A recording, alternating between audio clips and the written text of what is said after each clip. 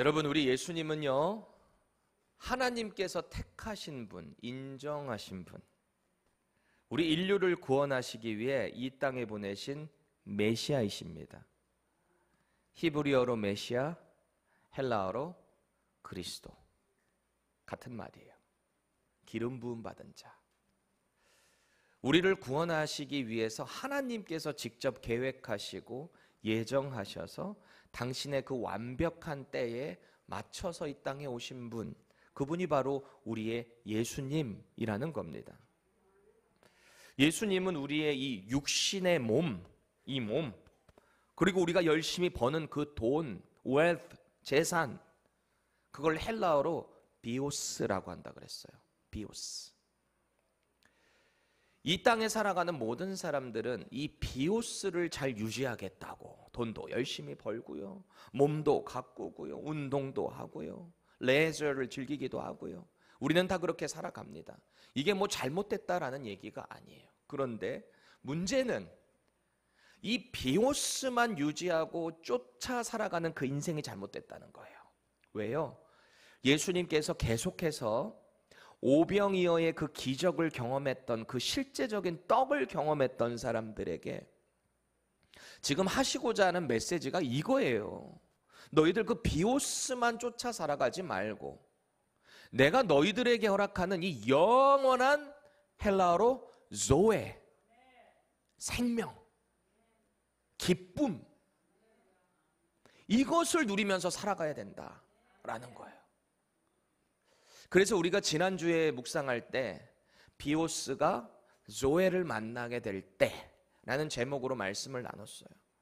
비오스를 위해 살아가는 거 잘못됐다는 얘기 아니에요. 근데 우리가 영적인 컨셉, 영원한 생명을 주시는 우리 예수님을 믿는 그 조에, 그 기쁨을 누리며 살아가야 진정한 비오스와 진정한 조에가 이 땅에서 이루어진다. 우리가 이것을 지난주에 함께 묵상했습니다. 여러분, 이 조회라는 것은요, 하나님으로부터 허락된 거예요. 물론 우리 비오스도 하나님이 허락하셨죠. 근데 하나님이 예수님을 통해서 우리에게 주시고자 하는 이 조회라는 것은 예수님을 믿어야만 누려질 수 있는 거예요. 아무나 못 누려요. 왜요? 하나님이 예수님 보내셨다 그랬잖아요. 예수님을 통해서 우리 비오스만 쫓아가는 인생에 이 조회를 허락해 주신다는 거 아닙니까? 그러니까 우리는 이 조회를 통해 살아가게 된다라는 거죠. 자, 그렇다면 예수님을 믿는다라는 말 자체에 우리 안에 이 영원한 생명인 조회가 있다라는 거거든요. 자, 그러면 우리는 왜 신앙생활 한다라고 하면서 우리 안에 있는 이 조회를 왜 우리는 못 누리며 살까? 이 조회를 우리가 정말 누릴 수 있다면 우리 지금처럼 신앙생활 할까요? 막 살아계신 예수님, 예수님을 믿는 믿음으로 내가 영원한 생명, 저 천국의 소망을 가지고 매일매일 살아간다, 이 조회가 내 안에 있다라고 한다면 우리가 지금보다는 훨씬 더 나은 신앙생활을 할 수 있지 않을까요? 반대로 말하면 우리가 이 조회가 없게 될 때 우리의 신앙생활은 무미건조해진다는 거예요. 누려지질 않아요. 습관적이 돼요. 종교적이 된다라는 것입니다. 그래서 오늘 우리가 이 말씀을 묵상하는 가운데 진정한 예수님을 통한 조회가 우리 안에 회복되기를 원합니다. 이미 넣어주셨어요. 예수님을 믿는다는 것 자체가 우리 안에 이미 예수님을 통한 영원한 생명인 이 조회가 들어있다라는 겁니다. 하나님의 말씀을 받는다, 먹는다라는 것은요, 데일리 브레드라고 하기는 해요. 매일 우리는 이 말씀을 먹어야만 살 수 있어요. 밥도 매일 먹듯이 이 비오스를 위해서 우리 늘 먹어야 살 수 있잖아요. 떡을 먹어야 살 수 있잖아요. 마찬가지로 우리 영적인 이 몸도 조회가 날마다 우리 안에 부어져야 되는데 이 조회가 누구로부터 우리에게 임한다? 생명의 떡이신 예수 그리스도를 통해서 우리 안에 이 조회가 가능하게 된다라는 거예요. 그렇게 될 때 우리 신앙생활은 역동적이 돼요. 적극적이 돼요. 질질질질 수동적으로 끌려다니는 게 아니에요. 내가 어떻게 하면 더 하나님의 뜻, 예수 잘 믿어서 하나님의 영광을 위해 살아갈까? 이곳에 집중하게 되어 있다니까요. 오늘도 이 영원한 생명인 조회를 말씀하시는 예수님의 말씀으로 깊이 들어갔으면 좋겠어요. 그래서 우리 마음에 찔림이 있기를 원하고요. 아, 이 조회가 바로 하나님의 뜻이구나. 이것을 발견하게 되기를 축원합니다. 여전히 예수님 앞에요, 이 오병이어의 그 기적을 경험한 수많은 무리들이 모여 있습니다. 왜요? 그거 또 경험하고 싶어서. 아, 대단하죠. 5개의 보리떡, 2마리의 물고기에 축사하시고 나눠줬는데 남자 성인만 5,000명 이상이 먹고 12광주리가 남아버렸어요. 엄청난 기적 아니에요? 실제적인 내 삶의 양식을 경험했단 말이에요. 저분 쫓아다니면 최소한 굶지는 않겠구나. 이 사람들이 여기 다 모여 있는 거예요. 근데 주님이 뭐라 그러세요? 너희들은 배불러서 나한테 온 거야. 너네들 자꾸 그것만 쫓고 있는 거야. 근데 그거가 중요한 게 아니라 내가 너희들에게 정말 주고 싶은 것은 조회야. 영적인 양식. 내가 바로 너희들의 생명의 떡이야. 이것을 말씀하시잖아요. 근데 이 사람들이 여전히 영적인 조회의 컨셉을 이해하지를 못합니다. 그래서 오늘 주님이요, 당신께서 왜 이 땅에 오셨는가? 이것을 선언하고 계신 거예요. 또다시. 계속 주님의 가르침이 연결될 텐데요. 이 말씀 가운데 우리 가운데 딱 적용되는 말씀을 주의 음성으로 받으셨으면 좋겠어요. 우리가 성경을 읽게 될 때 본문에 대한 깊은 관찰을 먼저 하실 필요가 있어요. 그냥 쭉 가는 대로만 읽지 마시고 집중해서 이 문장마다 어떤 단어가 주목하고 있는지, 반복되는지 그걸 좀 관찰하셔야 돼요. 자, 그 마음을 가지고 오늘 본문을 다시 한번 보게 될 텐데, 여러분 오늘 37절에서 40절 여러분 성경책 한번 펴서 보세요. 반복되는 단어가 있습니다. 그거 한번 찾아보세요. 오늘 본문에 예수님이 어떤 단어를 반복해서 말씀하고 계시는지 찾아보시라는 거예요. 저 보시 마시고 여러분 성경책 한번 보세요. 뭐가 반복되고 있는가? 자, 말씀 한번 띄워줘 보세요. 넘겨주시고 40절까지 가보세요. 뭐가 반복되고 있는가 여러분 발견해 보세요. 그렇게 너무 색깔로 이렇게 표시를 해버리니까 힌트를 금방 아셨네요. 그래도 참 잘했어요. 맞아요. 오늘 본문에 반복되는 단어가 하나가 있는데 4번 반복됐어요. 뜻. 아주 짧은 이 단어입니다. 뜻. 이게 바로 오늘 본문을 이해하는 키워드인 거예요. 38절에 보니까 내 뜻. 내 뜻이 누구의 뜻이에요 지금? 문맥적으로 예수님의 뜻이에요. 그리고 나를 보내신 이의 뜻. 이게 누구십니까? 성부 하나님이십니다. 하늘에 계신 하나님 아버지. 자, 39절에 보세요. 역시 나를 보내신 이의 뜻. 이게 누구예요? 하나님 아버지. 그리고 40절에 좀 더 구체화됩니다. 이분이 도대체 누구신가? 내 아버지의 뜻. 예수님의 아버지가 하나님 아버지시라면 하나님 아버지 예수님은 어떻게 되는 거예요? 관계가 아들 예수님이 되는 거죠. 그래서 인자, 사람의 아들이라는 말이거든요. Son of Man. 근데 왜 예수님은 자신을 Son of Man이라고 한다고요? 구약시대 때 하나님께서는 이미 선지자들을 통해서 인자를 이 땅에 보내신다라고 했는데 그게 바로 하나님께서 택하신, 인정한 메시아라는 거예요. 그리고 그분이 지금 하나님의 아들로 인정되신 분, 스스로 하나님이신 분, 그것을 나타내고 있습니다. 자, 뜻이라는 것을 계속 예수님이 말씀하셨어요. 왜요? 그만큼 예수님이 이 땅에 오신 이유가 하나님 아버지의 뜻 가운데 오셨고요. 그 뜻이 바로 당신의 뜻도 연결돼서 연합되었다. 이것을 말씀하고 계신 거거든요. 여기서 뜻이라고 번역된 헬라어 단어를 보면 텔레마라고 하는 단어입니다. 화면으로 한번 보세요. 텔레마. 이 단어의 뜻이요, 결정, 선택, 욕망, 의지, 심지어는 기쁨이라는 뜻까지 이 뜻이라는 텔레마 단어 안에 들어가 있습니다. 여러분 이 의미들만 이렇게 잘 조합해봐도 이 텔레마라고 하는 단어의 그 뉘앙스를 알 수 있게 돼요. 그렇죠? 뜻이라는 게 단순히 나의 어떤 주장이라기보다는 의지, 결정, 심지어는 기쁨 가운데 그것을 소유한 뭔가 something, 그게 텔레마라는 겁니다. 우리 예수님의 뜻은요, 언제나 하나님의 뜻과 같다라는 거예요. 분명히 다른데 같이 간다, 이것을 지금 언급하고 계시는 거거든요. 심지어 이 예수님의 뜻은 하나님의 뜻과 같은 결을 갈 뿐만 아니라 당신의 그 욕망과 의지조차도 하나님과 뜻 가운데서 순복되고 따라간다, 이 말씀을 지금 하고 계시는 거예요. 그래서 그 순종 가운데 당신은 이 텔레마, 기쁨을 누린다, 이 말씀을 지금 하고 계신 겁니다. 여러분 생각해 보세요. 보통 저와 여러분들이 생각하는 텔레마, 우리가 흔히 말하는 내 뜻, 이 뜻이라는 것의 정의가 뭡니까? 우리가 말하는 이 뜻, 텔레마의 뜻이 뭘까요? 제가 사전으로 봤어요.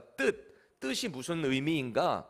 무엇을 바라거나 이루겠다고 속으로 품고 있는 마음, 그게 뜻이에요.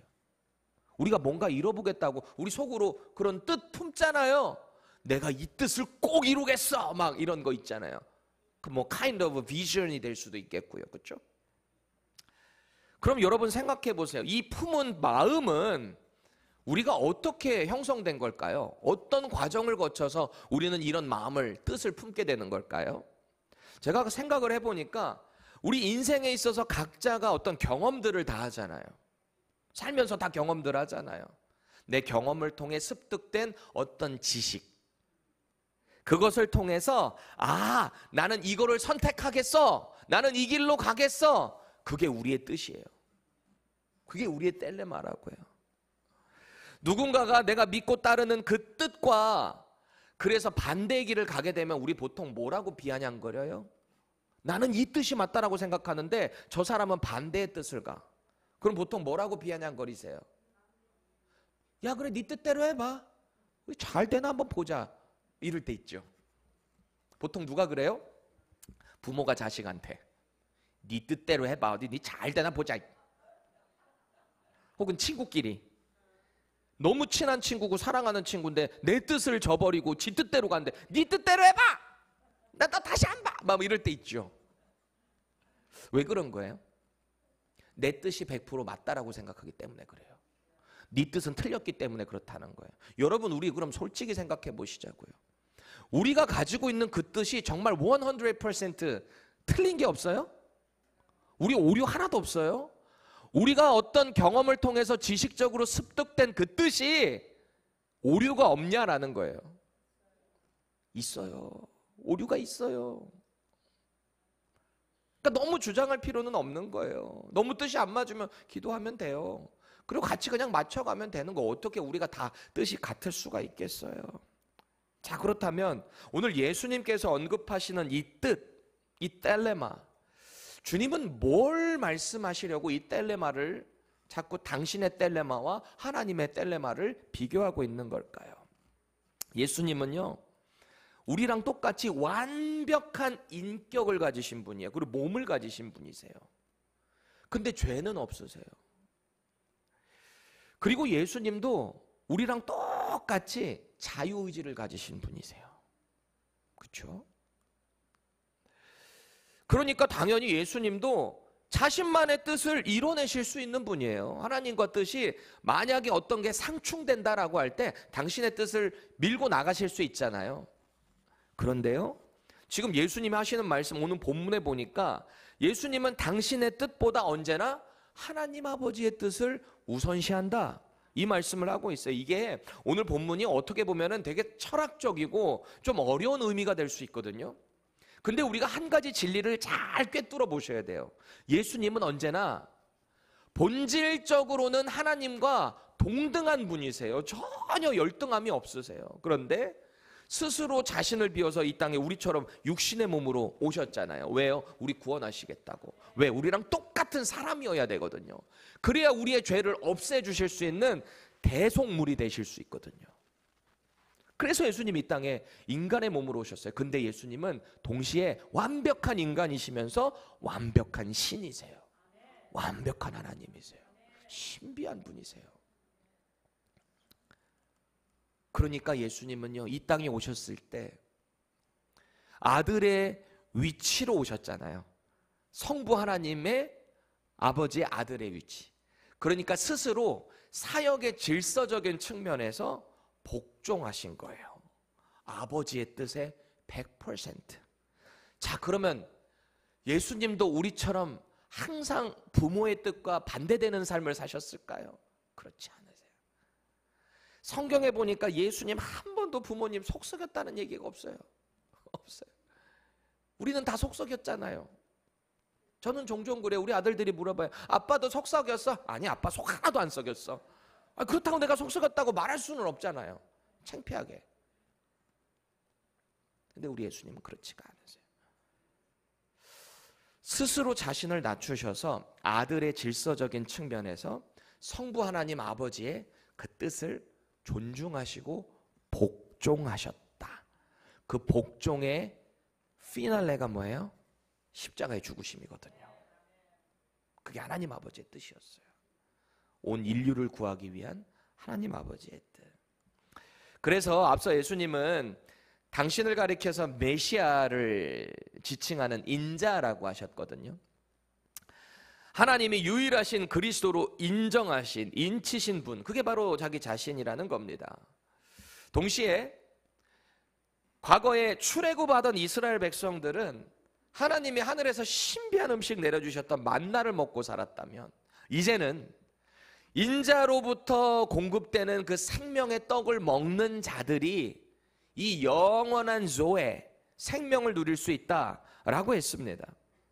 이 양식을 받아 먹는 것이 하나님의 일이다.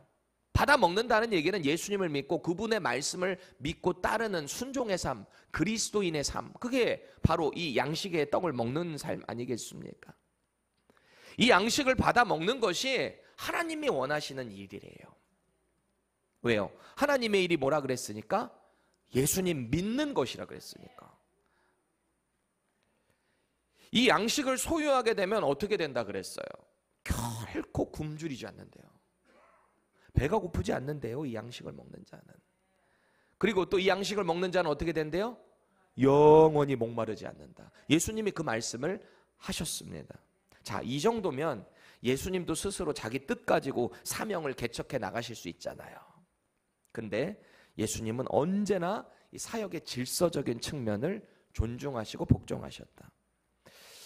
예수님의 뜻이요, 하나님 아버지의 뜻과 상충될 때가 있었어요. 딱 충돌될 때가 있었어요. 그게 언제였을까요? 그런 때가 있었나? 언제였을까요? 십자가의 죽으심 앞에서 3년 동안 함께 지내면서 가르치고 먹고 시간 보냈던 제자들이 있어요. 이 겟세마네 동산 앞에 입구에서 아마 다 같이 갔던 것 같아요. 그리고 그 입구 앞까지 가장 가까운 쪽에는 이제 수제자 3명, 베드로, 야고보, 요한이 있습니다. 이 제자들에게 말합니다. 내가 마음이 심히 괴로우니까 너희들 나를 위해서 좀 기도해 줘. 나 좀 올라갔다가 올게. 올라가셔서 기도를 간절히 하세요. 얼마나 간절히 하셨는지, 무릎을 꿇고 머리를 밑으로 숙이시고 그냥 얼마나 간절히 하셨는지, 땀방울이 핏방울이 될 정도로 그렇게 기도를 하셨대요. 그때 예수님께서 하나님께, 아버지께 어떤 부탁을 드리죠? 어떤 기도하죠? 아버지, 만약 하실 수 있거든 이 잔을 좀 내게서 옮겨주세요. 예수님도 인간이셨거든요. 배고프셨고요, 괴로우셨고요, 슬퍼하셨고요, 고통스러워하셨고요. 우리랑 똑같은 인간이세요. 심지어 3년 동안 동고동락했던 이 제자들 다 배신하고 도망갈 거 다 알고 계세요. 그런 인간의 관계에서도 깨지는 그런 슬픔, 아픔을 다 이미 알고 계신 예수님, 이 잔을 치워주기를 원하셨어요. 근데 그 결론의 기도가 뭐예요? 여러분, 우리 너무 유명하잖아요. 잘 알잖아요. 뭐예요? 그러나 내 뜻대로 말고 아버지 뜻대로 하시옵소서. 이게 예수님이셨어요.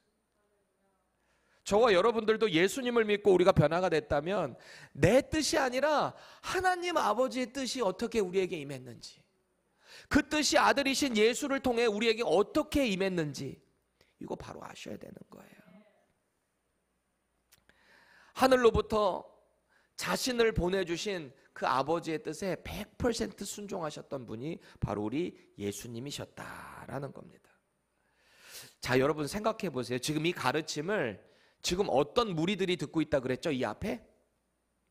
물론 예수님의 12 제자들도 있을 겁니다. 근데 여기에는 자기의 그 육신의 생명, 재물, 재산 이거 쫓겠다고 온, 그 비오스 쫓겠다고 온 무리들도 여기 쫙 있는 거예요. 이 사람들에게 이 말씀을 가르치시는데 이 영적인 컨셉을 이해할 리가 없는 거예요. 이 사람들이 여전히 뭔 말인가, 떡이나 좀 주시지, 좀 신비한 것 좀 보여주시지. 그래서 예수님이 하나님의 뜻 안에서 우리의 영원한 생명인 이 조에 이게 어떻게 이루어졌는가, 이걸 선포하고 계세요. 37절 38절 우리 세 번역으로 생동감 살려서 읽어보겠습니다. 시작. 아버지께서 내게 주시는 사람은 다 내게로 올 것이요, 또 내게로 오는 사람은 내가 물리치지 않을 것이다. 그것은 내가 내 뜻을 행하려고 하늘에서 내려온 것이 아니라 나를 보내신 분의 뜻을 행하려고 왔기 때문이다. 아멘. 하나님이 보내셨다는 거예요. 여기 보니까 우리가 주목해야 될 표현 중에 하나가, 우리가 예수님을 믿는다는 말이, 내가 예수께로 갔다라는 말이 내가 어찌저찌 하다가 간 게 아니라는 거예요. 예수님 지금 뭐라 그러세요? 하나님이 우리를 예수님께로 보내주셨기 때문에 우리가 예수님을 믿었다는 거예요. 지금 이 말씀을 예수님이 하고 계신 거예요. 예수님은 하나님 아버지의 뜻을 이루겠다고 이 땅에 오신 분이시잖아요. 그러니까 하나님 아버지께서 허락하신, 우리에게 당신께 보내주신 그 영혼들, 당연히 예수님도 내치지 않는다는 거예요. 그냥 내치지 않고 그냥 그래 일로 와 이 정도가 아니라요, 끝까지 지켜 보호해 주신다. 지금 예수님이 그 말씀하고 계신 겁니다. 여러분, 예수님은 당신의 뜻보다 아버지의 뜻을 우선시한다 그랬죠? 이것은 예수님이 열등해서 시키는 대로만 너 이거 해 그러면 예 아버지 하고 한다는 개념이 아니에요. 이 말이 아니에요. 열등한 존재가 아니에요. 예수님도 이미 하나님 아버지와 같은 뜻을 갖고 계시고요, 그 뜻 안에서 완전한 연합을 이루시는 거예요. 성부 하나님과 성자 예수님과 성령 하나님께서, 삼위께서 같은 연합을 이루며 우리의 구원을 이루어내셨다. 자, 그럼 질문 드릴게요. 인류를 향한 심판의 주권 누구에게 있을까요? 우리 인류를 향한 심판의 주인 되는 권리, 권세 누가 가지고 있어요? 맞아요. 하나님 아버지요. 그래야지 제가 이게 스토리가 되는데, 어제 재직에서 하나님 이랬다가 제가 정정을 해드려가지고 집사님이 바로 눈치를 채셨어요. 맞아요. 원래 이 심판의 권한은 하나님 아버지께 있었어요. 근데 그 하나님 아버지가 가지고 계신 그 심판의 권한이 누구에게 이양됐을까요? 예수님께. 우리가 앞서 5장에서 38년 된 이 병자 고쳐주셨잖아요. 예수님이 베데스다 연못에서. 사람들이 예수님이 안식일에 고쳤다는 이유로 그거 갖고 막 시비를 걸어요. 종교 지도자들이. 그때 예수님이 뭐라고 말씀하세요? 요한복음 5장 22절입니다. 아버지께서 아무도 심판하지 아니하시고 심판을 다 아들에게 맡기셨으니, 이 심판의 주재권이 아들에게 이양됐다는 거예요. 요한복음 5장 27절 보세요. 또 인자됨, 인자가 메시아라 그랬잖아요. 인자됨으로 말미암아 심판하는 권한을 주셨느니라. 아멘. 예수님을 믿는지 안 믿는지에 따라서 이제 심판이 딱 갈라진 거예요. 예수님을 중심으로 예수님께서 이 심판의 주재권 되신다, 이 말씀을 하고 계세요. 자, 이런 심판의 전권을 가지신 예수님이세요. 그 예수님이 오늘 이 무리들에게 뭐라고 하시는 거예요? 하나님 뜻으로 하나님이 너희들을 나한테 보내주셨기 때문에 내가 너희들을 어떻게 내쫓겠냐? 끝까지 내가 너희들 지켜 보호해 줄 거야. 이 말씀을 하고 계십니다. 하나님이 보내주셨기 때문에 이 사람은요, 그 출신이 뭐였든 상관없어요. 어떤 인종이든 상관없어요. 돈이 많던 적던 상관없어요. 하나님 아버지께서 예수 믿는 믿음 주셨기 때문에 그 사람 예수님 책임지신다는 거예요. 끝까지. 무슨 수가 있어도 끝까지 그의 인생을. 디모데후서 1장 9절 읽겠습니다. 하나님이 우리를 구원하사 거룩하신 소명으로 부르심은 우리의 행위대로 하심이 아니요 오직 자기의 뜻과 영원 전부터 그리스도 예수 안에서 우리에게 주신 은혜대로 하심이라. 아멘. 하나님이 우리를 이미 당신의 은혜대로 그 믿음을 주신다는 거예요. 예수님께 보내주신다는 거예요.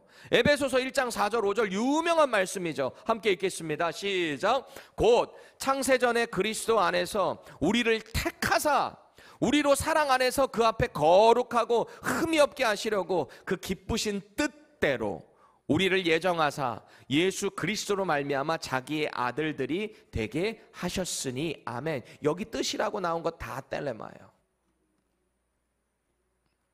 모든 것이 하나님의 텔레마, 그 안에서 예정되고 작정돼서 허락된 믿음이 저와 여러분들의 믿음이라는 거예요. 우리가 그냥 믿은 게 아니에요. 우연하게 믿은 게 아니라는 거예요. 그러니까 예수님의 조에, 그분을 믿음으로 우리 조에 생명이 우리 안에 있는다 그랬잖아요. 예수님을 통해 조회가 우리 안에 임한다? 그 말인즉슨 우리가 하나님의 뜻에 따라 예수님께서도 우리와 영원히 함께 하신다라고 하는 약속이에요. 우리를 지켜 보호해 주신다는 거예요. 예수님이. 여러분 생각해 보세요. 예수님을 믿는 자, 그 생명의 떡을 먹은 자들에게 두 가지 혜택이 있다 그랬죠. 뭐라 그랬어요? 굶주리지 않는다. 배부르다는 거잖아요. 두 번째 뭐라 그랬어요? 목마르지 않는다 그랬어요. 영적인 갈급함을 느끼지 않는다는 거예요. 예수님 믿는 그 믿음으로. 세상 사람들 보세요. 뭔가에 막 갈급해가지고 뭐 골프에 뭐에 뭐 카지노에 뭐에 세상의 모든 것들 그거 왜 그렇게 쫓아가는 거예요? 뭐가 자꾸 갈급하니까. 이걸로 채워야 되니까. 이 채우지를 않으면 살아갈 수가 없는 것 같으니까.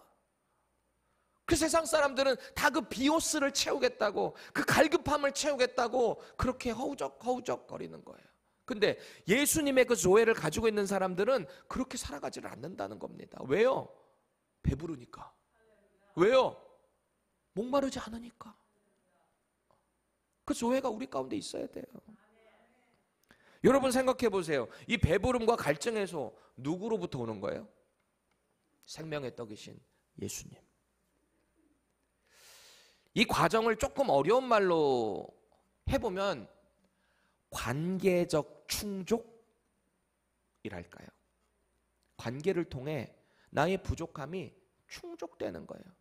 부족함이 느껴지질 않는 거예요. 관계를 통해. 그렇죠? 여러분 왜 우리가 사랑하는 사람 만나고 연애들 다 해봤죠? 우리 지금 지혜자매 연애하고 있는데 2년 됐다면서요?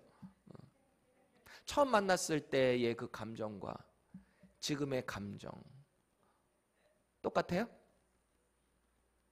똑같다고 해야 되는 거야. 이거 더 좋아진다고 해야 되는 거야. 자, 그렇게 연애를 해요. 관계가 그렇게 처음에 좋고 그래서 이제 결혼을 한다고 쳐요. 결혼하게 되면 1년 차하고 10년 차하고 50년 차가 같을까요? 같아요? 우리 권사님들 왜 이러는 거예요? 왜 아닌 거예요? 왜 이 관계에 차이가 생기는 걸까요? 제가 생각을 해보니까 관계 안에서의 익숙함 때문에 그래요. 관계가 익숙해지기 시작하잖아요. 그렇죠. 처음 만나고 처음 이렇게 호감을 갖고 교제를 할 때는 서로의 관계에 익숙치를 않아요. 그러니까 뭔가 신비해 보여요.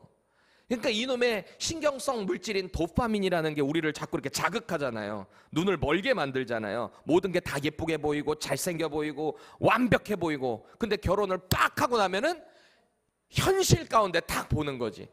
내가 이걸 왜 못 봤지? 막 이렇게 되는 거 아니에요? 근데요, 이 과정을 잘 지나야 돼. 이게 alignment period. 우리 타이어 갈면은 얼라이먼트 해야 되잖아요. 삐그덕 거릴 수 있으니까. 근데 그 기간은 반드시 지나게 되어 있습니다. 근데요, 잘 지나야 되는 거예요.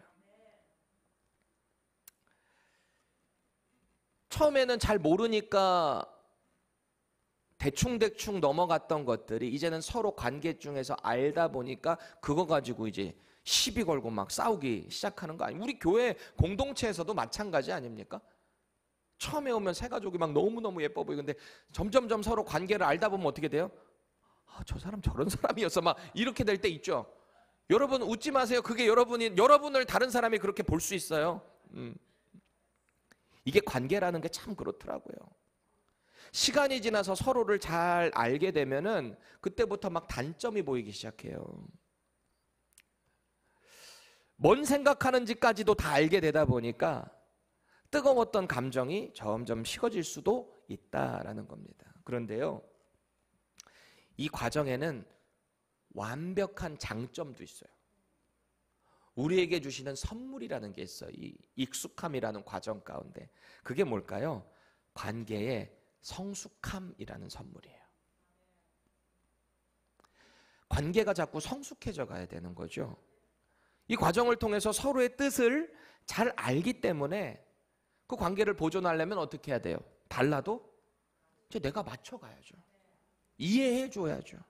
배려해주는 거예요. 그게 교회 공동체예요. 그게 교회 공동체의 가장 작은 단위인 가족입니다. 가족에서부터 교회가 시작되는 거잖아요. 그리고 우리 교회 공동체가 그렇게 될 수 있기를 바라요. 이 관계의 성숙이 자꾸 우리 가운데 이루어지잖아요. 세상에 이보다 가까운 우리 편이 없어요. 내 편. 나를 이해해주는 내 편. 누가 그러대요? 결혼한 지 10년이 넘었는데 아직도 자기 아내 보면은 막 심장이 콩강콩강 뛰는 사람들은 어떻게 해야 된다? 심장질환이니까 병원 가라. 누가 그러대요? 그럼 저는 빨리 검사를 받으러 가야 될 것 같아요. 제가 지난 7월 2일이 결혼 14주년이었거든요. 얼마 안 된 것 같은데 벌써 이렇게 우리 권사님 아이고 뭐 14주년 가지고 이러실 수 있는데 우리 또 청년들이 볼 때는 또 되게 오래된 거로 볼 수 있거든요. 상대적인 거예요. 상대적인 거. 부부가 되었던 친구가 되었던 지인이 되었던 교회 안의 공동체가 됐던 우리 서로의 뜻은 다 달라요. 다 다를 수밖에 없어요. 왜요? 아까 그랬잖아요. 우리 각자의 텔레마가 다 있다고. 내 경험으로 내 지식으로 만들어낸 나의 뜻이 있다고. 근데 그거를 상대에게 요구하게 될 때 부딪히죠. 상충되죠. 그러면 존중해야죠. 누구처럼? 예수님이 그렇게 하셨던 것처럼. 여기 답이 나와 있는 거예요. 우리는 그럼 누구의 뜻을 따라야 된다? 하나님의 뜻. 하나님의 뜻이라는 것이 우리의 이 관계 속에서 이루어지는 거예요. 자꾸 그 하나님의 뜻을 보면서 나가는 거예요. 그렇게 되면 서로 존중하게 돼 있어요. 안 맞는 부분이 각자 보면은 계속 안 맞아요. 근데 하나님의 뜻을 보면서 나아가면 이게 자꾸 같은 방향으로 가게 되어 있다라는 겁니다. 그때 우리 관계가 성숙해져 가는 거예요. 우리 신앙생활도 마찬가지입니다. 신앙생활 한다라는 것은 결국 하나님과 나와의 관계부터 시작돼요. 이 관계가 성숙해져야 돼요. 거룩해져야 되는 거예요. 그렇게 될 때 나와 이웃과의 관계가 거룩해지게 되어 있어요. 하나님은 내가 잘 믿는다고 하는데 자꾸 내 이웃과 부딪히세요? 싸우세요? 하나님과의 관계를 정립하셔야 돼요. 하나님의 뜻을 통해서 이게 바로 말씀에 있다라는 걸 깨닫게 되잖아요. 그럼 말씀을 통해 자꾸 내 삶을 돌아보는 거죠. 내가 전에는 그냥 욱하고 내가 하고 싶은 대로 막 했다면 이 사랑이라는 정의 자체가 온유하고 겸손하고 오래 참고 이런 부분들이 있구나. 그럼 내가 이게 없었네. 이걸 맞춰가야 되겠구나. 내가 나를 좀 잘 다스려야 되겠구나. 이게 하나님의 말씀을 통해서 우리 가운데 자꾸 컨트롤 되는 거예요. 그게 하나님의 뜻을 바로 알게 되는 겁니다. 여러분, 우리 관계도 처음 만나면 막 뜨겁고 막 좋고 그랬다 그랬잖아요. 우리 신앙생활도 그런 것 같아요. 여러분, 예수님 처음 만났을 때 어땠어요? 막 초자연적인 뭐 은사적인 체험을 하신 분들도 있고요. 어떤 말할 수 없는, 형용할 수 없는 막 어떤 기쁨의 감정이 막 쏟아져 내려. 현실은 달라진 게 하나도 없는데 내가 예수님을 딱 믿는 마음이 딱 생기고 나니까 그냥 온 세상이 아름다워 보인 적 있으세요? 있죠. 그럼 지금은요? 지금은 왜 그 감정 사라진 거예요? 관계라는 게 그렇다니까요. 아니, 처음에는 그랬죠. 우리가 맨날 처음 만났을 때 그 첫사랑의 믿음 회복해달라고 하기는 하지만 솔직히 말해서 처음 주셨던 그 은혜 막 뜨거웠고 막 붕붕붕붕 날아다니는 거, 그거 죽는 날까지 매일 지속되는 건 아니에요. 솔직한 말로. 저도 그래요. 저도 어떤 날은 막 은혜가 충만해가지고 막 내가 손만 얹으면 다 사람들 나을 것 같고 막 하나님 은혜 막 그럴 것 같은데요. 대부분은 막 걱정이 더 많아요. 나 같은 게, 내가 주의 종이라고, 나 같은 거 하나님 쓰신다고. 솔직히 이럴 때가 더 많다고요. 내 안에 왜 이 소회가 막 넘치질 않을까? 왜 애들한테 막 짜증을 부릴까? 저도 그럴 때가 많다고요. 그게 우리이기 때문에 그래요. 인간이기 때문에 그래요. 우리 예수님 딱 만나고 바로 천국 가면 사실 제일 행복하지. 바로 천국 가면 더 이상 걱정, 근심, 뭐 미움, 다툼, 시기, 질투 이런 거 어딨어요. 우리 그 찬양 있잖아요. 미움, 다툼, 시기, 질투 버리고 우리 서로 사랑해. 이렇게 사랑하면 얼마나 행복해. 근데 실제로 사실 우리 그렇게 못하잖아요. 왜요? 우리 육신이라는 게 있기 때문에 그래. 이 비오스라는 게 이 땅에 살아가다 보니 우리 안에 죄성이라는 게 자꾸 나오잖아요. 그러니까 그것 때문에 우리가 어쩔 수 없이 자꾸 몸부림쳐야 된다라는 거예요. 뭘 통해서 몸부림쳐야 돼요? 뭘 통해? 말씀이요. 하나님의 말씀이요. 왜요? 그 말씀에 하나님의 뜻이 있으니까요. 그 말씀을 통해서 자꾸 예수님 닮아갈 수 있게 되니까요. 그래야 되는 거예요. 그렇게 하나님과의 관계가 잘 정립이 되고요, 우리 주변의 관계가 이렇게 좋은 관계로, 성숙함의 관계로 흘러가는 거예요. 옆 사람 한번 보세요. 옆 사람 한번 보세요. 인간적인 눈으로 보지 마시고 영적인 눈으로 한번 보세요. 이 사람을 지금 하나님이 불러주셨다니까요. 이 사람을 지금 하나님이 예수님 믿으라고 붙여주셨다니까요.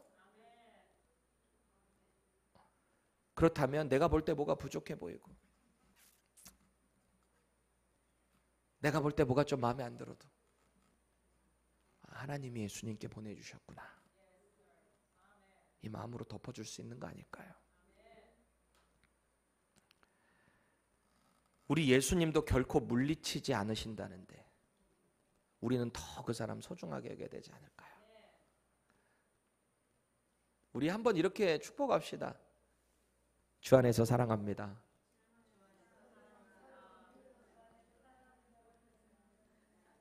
I love you in Christ. I love you all in Christ. 기억하세요. 우리는 하나님의 뜻과 그분의 은혜로 예수님께 나왔다는 거예요. 이거 잊어버리시면 안 돼요. 우리 노력, 행위로 우리 예수님 믿은 거 아니에요. 아무나 예수님 믿을 수 있는 것도 아니에요. 세상에 그 누가 예수님 믿으라 그러면 네 하고 바로 교회 나와요? 안 나와요. 너나 믿어라. 내가 왜 거기 미쳤다고 나가냐, 그러잖아요. 이 세상 사람들은. 하나님이 부르셔서 이렇게 됐다라는 자부심을 가지세요. 당당하게 살아가시기 바랍니다. 자, 그럼 우리가 예수님 믿는 이 믿음으로 허락된 이 조회, 이게 하나님 뜻 가운데 이루어졌다 그랬잖아요. 그럼 이 조회를 품은 자들은 영원한 생명을 소유한 자들입니다. 이들에게 오늘 예수님이 두 가지 약속을 하고 계세요. assurance예요. 이거를 주고 계세요. 첫 번째, 예수님은 당신을 믿는 한 사람도 잊지 않고 끝까지 지켜주신다, 이 말씀하세요. 39절 함께 읽겠습니다. 시작. 나를 보내신 이의 뜻은 내게 주신 자 중에 내가 하나도 잃어버리지 아니하고 마지막 날에 다시 살리는 이것이니라. 아멘. 여러분, 누군가를 지켜준다라는 게 의미가 뭐예요? 누군가를 지켜준다. 내가 널 지켜줄게. 보통 이런 말 할 때 그 의미가 뭡니까? 내가 가진 힘, 능력, 권세, 혜택 이거 다 총동원해서 내가 너 지켜줄게. 너 손해보지 않게 해줄게. 이게 우리가 지켜준다라는 말의 의미잖아요. 그렇죠? 내가 너 지켜준다라는 말. 자, 그럼 우리는 질문을 갖게 됩니다. 과연 예수님은 당신 제자들이 이 땅에서 실제적인 손해, 불이익 당하지 않게 지켜주셨나요? 실제적인 불이익, 손해, 위협, 박해, 이거 지켜주셨어요?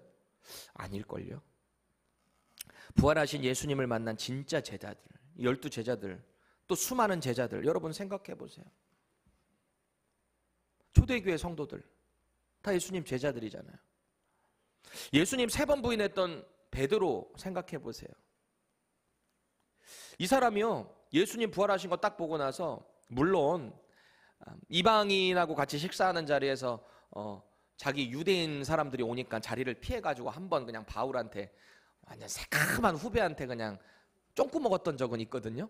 근데 그거 빼고는 진짜 마지막 그 인생까지 예수님 믿는다는 믿음으로, 뭐 전설에 의하면 십자가도 거꾸로 매달려서 죽었다라고 하잖아요. 순교했다라고 하잖아요. 다른 제자들 보세요. 다 죽어요. 사도 요한 빼고 다 죽어요. 목이 잘려 죽고, 칼에 베어져서 죽고, 불에 타 죽고, 십자가에 달려 죽고. 이게 진짜 지켜주는 거예요? 예수님 지켜주신다 그랬잖아요. 그래서 예수님이 오늘 하나님께서 보내주신 사람들을 지켜주신다는 이 의미는 실제적인 지켜줌의 의미는 아니에요. 이것도 역시 영적인, 조회적인 부분이에요. 이 조회를 영원히 지켜주신다는 거예요. 당장 이 땅에서 우리가 볼 때는 이해가 되지 않겠지만 예수님을 믿는 이 믿음으로 우리의 안에 이 생명, 조회가 있잖아요. 이 생명은 잃어버리지 않는다는 거예요. 이 땅에서 예수 믿는다고 할 때 사실 손해보는 경우 많죠. 우리 그렇잖아요. 탄탄대로를 막 걸어가지 않아요. 솔직히 세상보다 손해 더 많이 보고요, 더 많은 위협에 노출될 때가 많아요. 왜요? 예수님 믿는다는 이유로. 누군가가 예수님 믿고 났더니 사업이 막 대박이 났다, 막 번창됐다, 손해가 다 사라졌다, 이거 뭔가 오해하는 겁니다. 예수님 믿어서 그렇다라기보다는 예수님 믿고 만약에 사업이 대박이 났다면 그 사업이 하나님 뜻 가운데서 쓰임받을 수 있는 것을 더 고민해야 돼요. 그것을 통해 하나님이 영광 받기 원하실 겁니다. 하지만 그 번창이 오히려 내가 죄를 지을 수 있는 유혹이 될 수 있어요. 더 조심해야 돼요. 더 조심하고. 그 성공에 빠져서 바빠지다 보면 하나님을 멀리하게 될 일이 더 많습니다. 그래서 더 조심하셔야 돼요. 특히 비즈니스 하시는 분들. 어떤 분은 그래요. 예수님 믿고 나니까 나의 모든 손해가 사라졌다. 몸이 너무 편하다. 예수님 믿고 나니까. 그런 사람 없어요. 내가 너무 몸을 사려서 편한 거예요. 진짜 예수님 믿는 삶으로 살아가질 않아서. 아니 어떻게 예수님 믿고 사회생활 하는데 손해가 아무것도 없어요? 예수님 믿는 믿음으로 살아가는데. 여러분 예수님 전하겠다고 제가 지난주에 여러분 예화로 사진 보여드렸던 거 있잖아요. 그 캠페인 It's okay with Jesus 라고 하는 캠페인. 지금 뉴욕 타임스퀘어에 빵 걸려있는 예수님 전하겠다고 한 거. 지금 차 뒤에 It's okay with Jesus라고 붙이고 다니는 사람들. 뭐 여기 여러 가지 슬로건들 많잖아요. Give it a chance to Jesus 뭐 이런 것도 있고. 뭐 그렇죠? 뭐 Jesus is the eternal life 뭐 이렇게 뒤에 붙여서 전도하시는 분들 많잖아요. 차 뒤에다가 스티커 붙여가지고. 그런 분들 그거 스티커 붙이고 막 신호 위반 하겠어요? 막 스피딩 하겠어요? 불편한 거예요. 그거 없으면 내 멋대로 막 하지. 있으니까 불편한 거예요. 우리 예수님 믿다 보면 불편한 삶이 얼마나 많아요. 근데 어떻게 예수님 믿고 나 편해, 나 너무너무 좋아. 물론 그건 우리의 조회적인 부분이지만 실제적인 거는 우리가 손해보고 불편함을 감수해야 될 일이 훨씬 더 많다는 거예요. 그런데요, 이 손해는 내 안에, 손해라는 것은 내 안에 영원한 조회가 있기 때문에 기꺼이 기쁨으로 감당해내는 거예요. 억지로 해내는 게 아니에요. 기쁨으로 넉넉하게 일을 해내는 거예요. 왜? 내 안에 생명의 떡이신 예수님이 있으니까. 굶주리지 않아요. 목마르지 않아요. 어떤 손해가 있다 할지라도 다 감수해요. 겨우겨우 하는 게 아니라 넉넉하게 이 일을 감당하게 될 줄 믿습니다. 두 번째, 우리 예수님은요, 이 조회를 소유하는 자들에게 마지막 날에 다시 살려준다. 이거 약속하세요. 마지막 날이 언제예요? 예수님 다시 오시는 날. 2000년 전에 오신 예수님은 우리를 구원하시기 위해 오신 구원주, 세이비어로 오셨어요. 메시아로 오셨어요. 근데 언제 오실지 모를 다시 오실 그 예수님은 우리에게 뭐로 오시는 거예요? 저지로 오시는 거예요. 심판주로 오시는 거예요. 그때는 이미 늦어요. 40절 우리 세 번역으로 읽어볼까요? 시작. 또한 아들을 보고 그를 믿는 사람은 누구든지 영생을 얻게 하시는 것이 내 아버지의 뜻이다. 나는 마지막 날에 그들을 살릴 것이다. 아멘. 여러분, 예수님 믿고 구원받은 사람은 신분 바뀐다 그랬습니다. 신분. 그렇죠? 세상에 살던 사람이 예수님의 이 조회가 이 안에 들어오면은 신분이 바뀐다 그랬거든요. 우리 빌립보서 3장 18절에서 20절 계속해서 우리 세 번역으로 한번 읽어볼게요. 시작. 내가 여러분에게 여러 번 말하였고 지금도 눈물을 흘리면서 말하지만 그리스도의 십자가의 원수로 살아가는 사람이 많이 있습니다. 그들의 마지막은 멸망입니다. 그들은 배를 자기네 한음으로 삼고 자기네 수치를 영광으로 삼고 땅의 것만을 생각합니다. 그러나 우리의 시민권은 하늘에 있습니다. 그곳으로부터 우리는 구주로 오실 주 예수 그리스도를 기다리고 있습니다. 아멘. 우리 육신인 비오스 이거 유지하며 살겠다고 지금도 세상 사람들은 이렇게 산다는 거 아니에요. 그러니까 사도 바울이 너무 마음이 아픈 거예요. 그리스도의 십자가의 원수로 살아간다는 거예요. 그게 예수 안 믿는 게요, 예수의 원수로 살아간다는 거예요. 무서운 일 아닙니까? 심판이 반드시 있다는 거예요. 이 육신의 비오스라는 것은 이 몸, 우리의 몸이라는 것은 땅의 흙으로부터 와서 결국 흙으로 돌아가게 돼 있어요. 이 몸이라는 건 연약한 거예요. 유한한 거예요. 그런데 예수님이 이 땅에 재림에 오시는 그날에 예수님 믿는 믿음으로 고난당하고 박해당하고 그렇게 순교한 자들, 이 사람들 먼저 부활해가지고 공중에서 주님을 만나 뵐 날이 온다는 거예요. 예수 믿는다는 이유로 받아왔던 박해와 손해, 고난들 주님이 다 상급으로 갚아주신대요. 하늘의 면류관으로. 예수님께서 이 땅의 심판주로 다시 오시는 그날에는요, 우리의 이 몸, 유한했던 이 비오스의 이 몸이 죽으시고 부활하신 예수님의 몸처럼 똑같이 우리도 부활한다는 거예요. 이게 약속이에요. 내가 마지막 날에 그들을 다시 살리리라. 우리의 육신 죽어져, 우리 결국 다 죽을 거 아니에요. 여기 100년 뒤에 살아있을 사람 있어요? 모르지. 또 그때는 뭐 또 돼지 뭐 이런 거 막 해가지고 오르건을 또 막 월마트 가면은 나 여기 돼지 오르건 여기 리버 하나 갈아주세요. 그래서 뭐 그럴지도 모르지. 한 100년 뒤에는 어쩔지 모르지. 근데요, 기본적으로는 우리 100년 이내 다 죽어요. 여기 다 죽어요. 살아있을 사람 없어요. 이 몸은 반드시 죽게 되어 있다는 거예요. 인류의 역사가 살아보겠다고 유지해보겠다고 얼마나 많이 했지만 결국 다 실패하잖아요. 우리 다 죽어요. 근데 예수님 다시 오시는 그날에 우리 다시 다 이 몸이 회복된다. 몸이 다 부활한다는 거예요. 완전한 몸으로, 완전한 영으로 믿는 자들이 다 부활한다. 이게 예수님의 약속이에요. 저와 여러분이 하나님과 이 예수님의 뜻에 의해서 이 조회를 누려야 돼요. 우리에겐 이 소망이 있기 때문에 그런 겁니다. 우리가 부모님 잘 만나서 어쩌다 저쩌다가 예수님 믿은 게 아니에요. 친구 잘 만나서 어쩌다 저쩌다 믿은 게 아니에요. 그냥 친구 따라 어떻게 교회 가다 보니까 내가 예수님 믿은 게 아니라는 거예요. 하나님이 우리를 보내주신 거예요. 예수님께로. 그러잖아요. 성령이 아니고선 예수를 주라 할 수 없다. 성령이 누구예요? 하나님의 거룩하신 영이잖아요. 예수님께서 보내주신 또 다른 보혜사잖아요. 이 모든 일들이 하나님의 성부, 성자, 성령의 연합 가운데 이루어졌다. 하나님이 계획하신 거예요. 예비하신 거예요. 지난 2월 16일에요. 유타주에서 실제로 있었던 일인데, 여러분 하이킹 좋아하세요? 하이킹? 산 타는 거? 우리 써니 권사님 이번에 노스캐롤라이나 산 쪽 갔다 오셨는데 하이킹 좋아하세요? 산 타고 하는 거? 눈 막 이렇게 쌓이는데 눈 막 이렇게 팡팡 치고 올라가는 것도 좋아하세요? 체력이 안 돼서 안 되시지? 그거는 미끄러워가지고. 이 하이킹 좋아하시는 분들은 진짜 그거 너무너무 사랑하거든요. 그래서 목숨 걸고 하시는 분들 많잖아요. 줄리안 에르난데스라고 하는 남자가 자기 12살 된 아들을 데리고 유타에 이 눈으로 덮인 거기를 이제 하이킹을 합니다. 근데 하이킹을 하다가 길을 잃어버려요. 아들이랑 같이 가고 있는데 조난을 당해버립니다. 산 비탈에 이제 걸려가지고 이제 어떻게 해야 되나, 이제는 곧 죽었구나. 여러분 얼마나 추워요?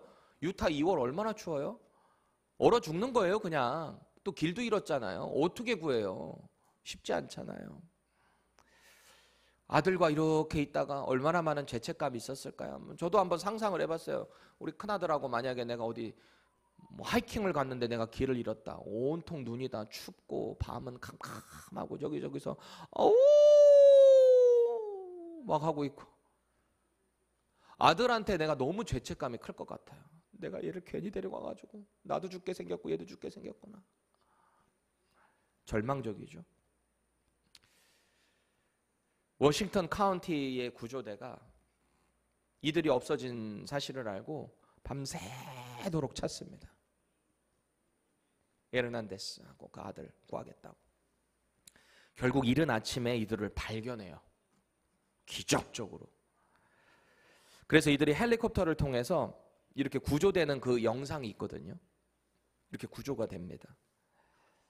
구조가 된 뒤에 이 구조대원이 물어봐요.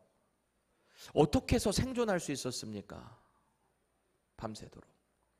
그러니까 에르난데스가 이런 말을 합니다. 우연하게 이 산 비탈에 배낭 하나가 있는 걸 발견하게 됐다는 거예요.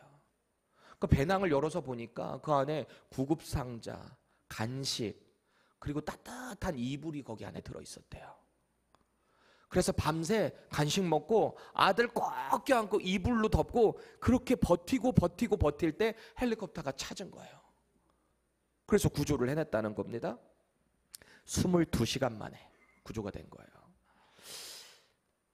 이후에 이 배낭이 도대체 누구 것이었는가, 이 구조대원들이 조사를 하기 시작합니다. 왜 하필 그 지역에, 그 산빛 아래 이 배낭이 놓여 있었는가? 우리 크리스 형제가 하나님이 준비하셨다 이렇게 하는데, 들어보세요. 앞선 지난달 1월에 그 같은 장소에 조난당했던 15살 소년이 있었어요. 그게 레바이 디트만이라는 형제였는데, 이 친구가 거기 조난당했다가 자기 배낭인데요, 자기가 어디에 조난됐는지 표시하려고 배낭을 거기다 놨다가 구조될 때 이걸 깜빡하고 안 챙긴 거예요. 그래서 NBC 뉴스가 이 배낭의 주인공인 그 레비를 인터뷰를 합니다. 그러니까 그 레비라는 15살짜리 소년이 이런 말을 해요. 와우, 제 가방이 그 사람들을 살리기 위해서 예비되어 있었네요. 이렇게 말을 합니다. 그러니까 그 옆에 있던 엄마가 크리스천이었나 봐요. 이분이 이런 말입니다. 기적입니다. 정말 이건 기적입니다. 그분들은 이걸 하나님이 예비하셨고 하나님이 하셨다라고 믿어야만 합니다. 하나님이 살리신 거예요. 이런 말을 하는 거예요. 여러분은 어떻게 생각하세요? 우리가 어떻게 뜻을 정하느냐에 따라서 우리의 삶이 달라져요. 그걸 꼭 기억하셔야 돼요. 이 세상에 우연이라는 건 없어요. 그저 하나님의 뜻과 인도하심이 있을 뿐이에요. 뭔가를 경험했을 때 이걸 내가 어떤 뜻으로 받아들이냐, 이걸 하나님의 뜻으로 받고 내가 지혜 가운데, 그렇다고 여러분 길거리 넘어가다 팍 넘어져가지고 돌에 여기 다리가 꽉 찧어가지고 이것도 하나님의 뜻인가 보다, 지난주에 내가 교회 안 나가가지고, 이렇게 하지 마시고요. 그건 여러분 실수한 거예요. 지혜를 가지셔야죠. 말씀으로 하나님의 뜻이 무엇인지. 정말 이 에르난데스와 그 아들은 하나님의 인도하심으로 살아난 거 아닙니까? 우리도 똑같아요. 저와 여러분들을 정말 믿음으로 도전합니다. 우리 정말 예수님 잘 믿어야 돼요. 영원한 생명인 이 조회가 이 땅에서 잘 누려져야 돼요. 이 조회가 있어야 우리가 믿음이 있어요. 이 믿음이 있어야 우리가 하나님의 뜻을 알 수 있어요. 이 믿음이 있어야 믿음의 실력도 생긴다라는 겁니다. 때때로 우리가 예수님 믿는다는 이유로 고난당하고 손해가 있을지도 모르겠습니다. 당당하십시오. 오늘 예수님 약속하세요. 내가 마지막 날에 반드시 살린다. 반드시 보상해 준다. 하늘나라의 상급을 믿고 우리 정말 이 하나님의 뜻인 조에 누리며 사십시다.